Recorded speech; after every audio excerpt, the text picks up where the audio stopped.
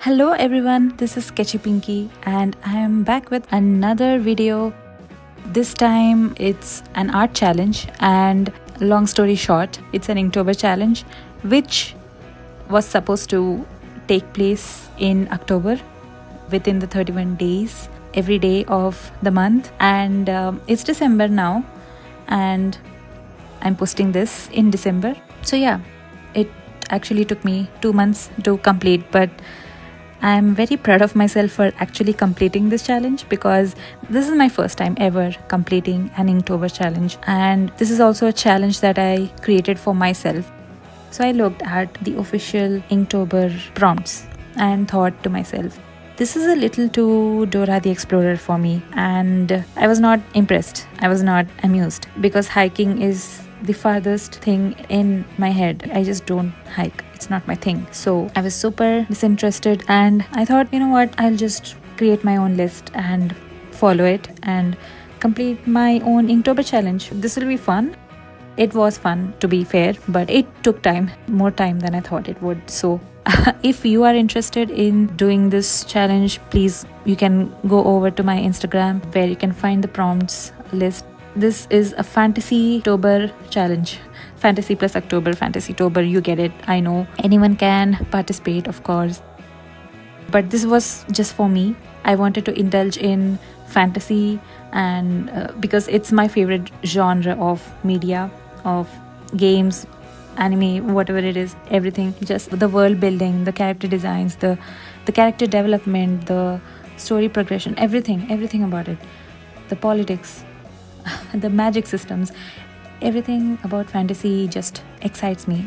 And I'm a big JRPG fan. Most JRPGs are fantasy as well, so they go together. For this challenge, I drew only women because they are my comfort zone and I didn't want to step out of my comfort zone for this one. And there's nothing wrong with drawing your girlies, okay? I do need to practice drawing men more. But maybe it's for another video, not this one. This one is for the girlies only. Okay, let's just jump into the prompts. For this video, there are going to be 5 prompts, 5 characters, and I have created a world with these characters and I have created backstories and I would like to flesh them out more, magic systems, intricate details about their life. I've just created a very bare bone skeleton of what these characters are, but I would love to go more in depth in this sometime in the future, or maybe I'll make small blobs of it somewhere and post it on my Instagram or something, because I have a main team of characters. I have the villains, I have the side characters, the everything. I have just completely made a world of fantasy characters. The day 1 prompt was dragon. Yeah, so this character, she is one of my favorite, of course. All of them are my favorites, but she is my first character. She's my first baby. I had so much fun just doing the underdrawing, which I don't usually do. I just go straight for the line art. I used to, but now I'm a changed woman and I see the vision. I see why the underdrawing is important, and I always use references, but for this, using references and combining underdrawings with the references, it was just heaven, and I'm reformed. I see the light, and I am going to continue doing underdrawings from now on, and I am never going to give up. It didn't take me a long time to do the underdrawing. It was not the underdrawing because I used a lot of references for the poses, for even the color palettes.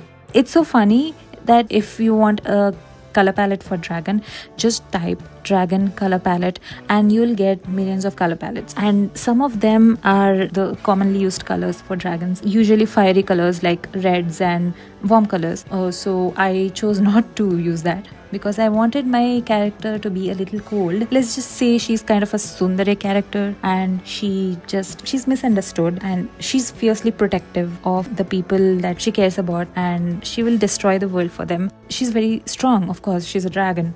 And let's say in this world that dragons are extinct They are not commonplace anymore because the other races hunted them to oblivion because they were very dangerous. Maybe at one point they were just dragons in their dragon forms, in their original full lizard dragon forms, huge, fire breathing, maybe even ice breathing, depending on the biome they lived in. They were just huge, majestic creatures, but the other races hunted them down and to preserve themselves. So it's just like the dinosaurs going extinct, okay? They were the dinosaurs of this fantasy world. You know what? Dragons are fantasy dinosaurs, right? They definitely are. She has learned how to transform into a human form because maybe she's the last one left. We don't know that yet, but as far as she knows, she's the only dragon left in this world, and dragons have a long lifespan compared to humans or other entities. She has just been living in isolation for thousands and thousands of years, and everyone is just threatened by her, even though she means no harm and she only attacks to defend herself. And maybe at one point she really cared about what others thought of her, but after seeing everyone being so mean to her, she secluded herself and thought, these people are not worth my time. It's really not her fault, and I think the people need to warm up to her because she really hasn't done anything wrong. Maybe her ancestors did, but not her. She's not the main character of the story, by the way.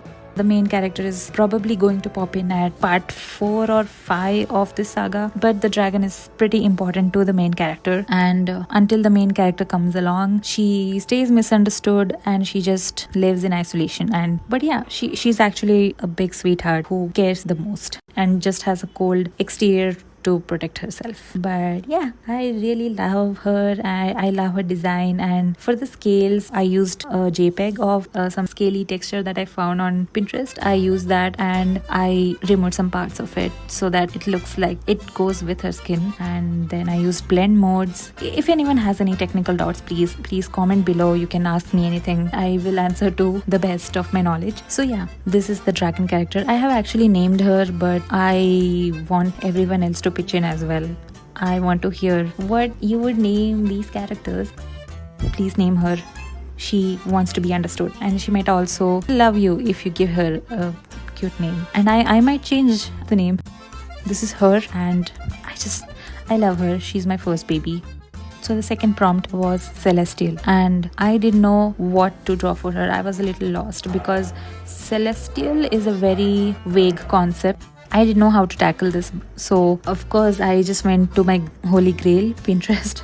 Drink a shot of water every time I say Pinterest, because Pinterest is going to be mentioned like a million times in every one of my videos.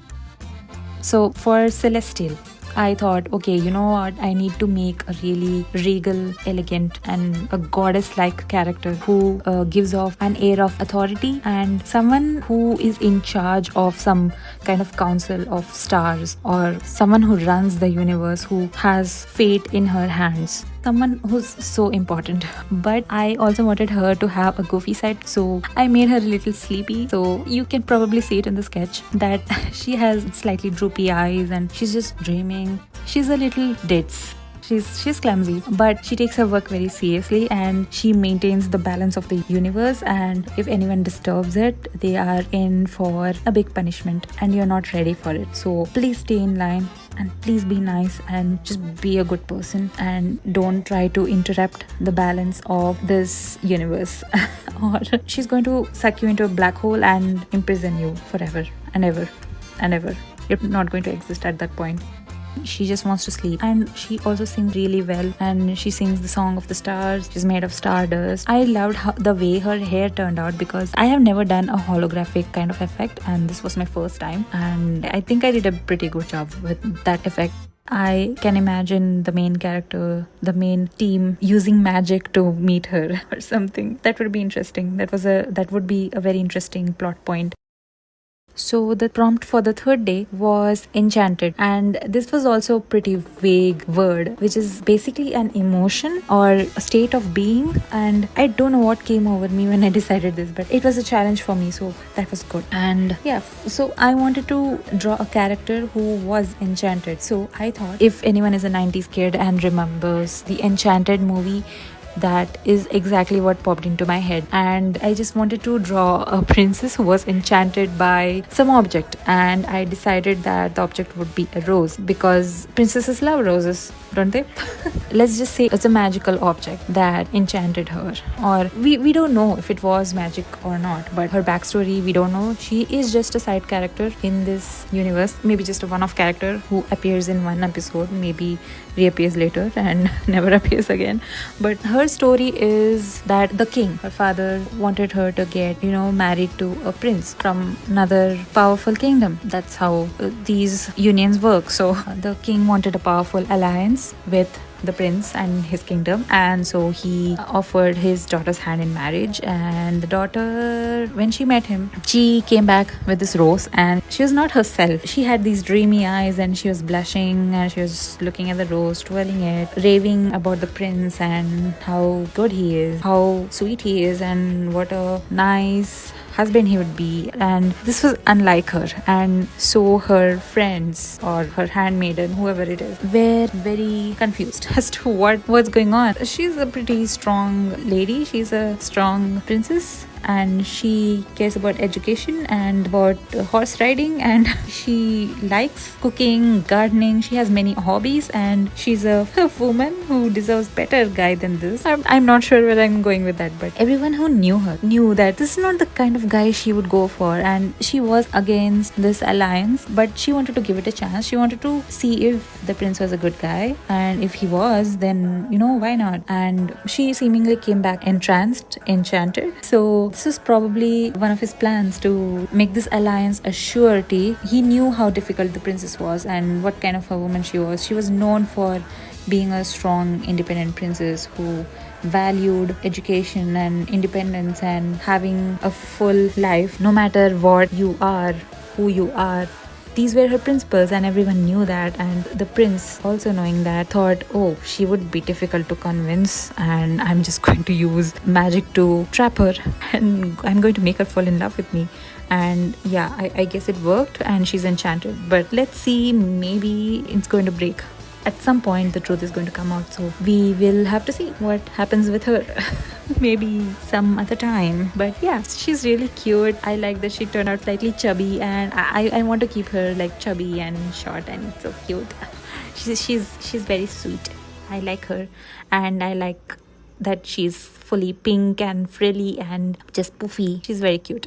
So the prompt for the fourth day was steampunk, and you will not believe the big fan that I am of steampunk. I cannot explain to you how big of a fan I am, how big a fan I am of steampunk. The aesthetic, just I eat it up every time.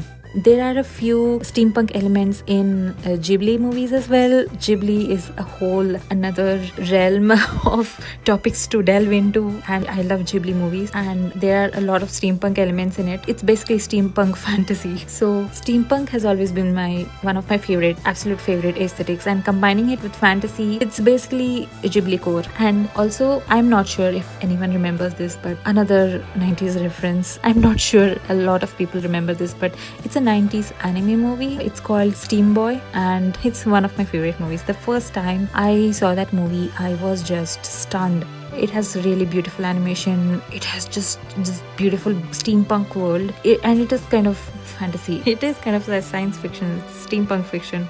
So yeah, I really enjoyed that movie. I still love that to this day. I should rewatch it. But yeah, I should make a whole video just on steampunk. So this character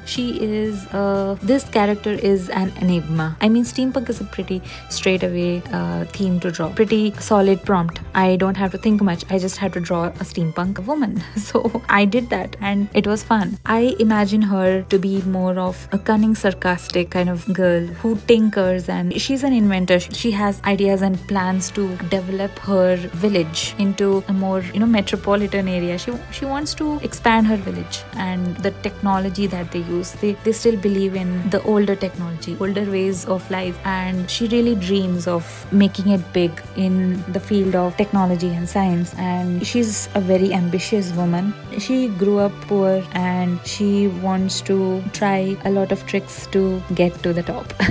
I wouldn't call them ethical, but she has good intentions. She's not a villain character or an evil character. She's pretty neutral, I would say, but she does meet our main team and hijinks ensues. She has a lot of inventions. She has a few gadgets up her sleeve, and I don't know how they're going to work, but I might draw I might draw them, her using them. And please follow my Instagram if you would like to see these, and please comment below scenarios in which these characters can be shown and what you'd like to see these characters doing. Let's give her a mentor. She is currently an apprentice to a scientist, and she wants to make it big, and she will use slightly underhanded methods to achieve her goal. But her mentor, who is a very pure-hearted soul, always teaches her not to resort to such tactics, and she does learn her lessons eventually. She's a nice girl. She needs to know she can't get her way all the time. Let her learn her lessons, and we will move on to the fifth prompt,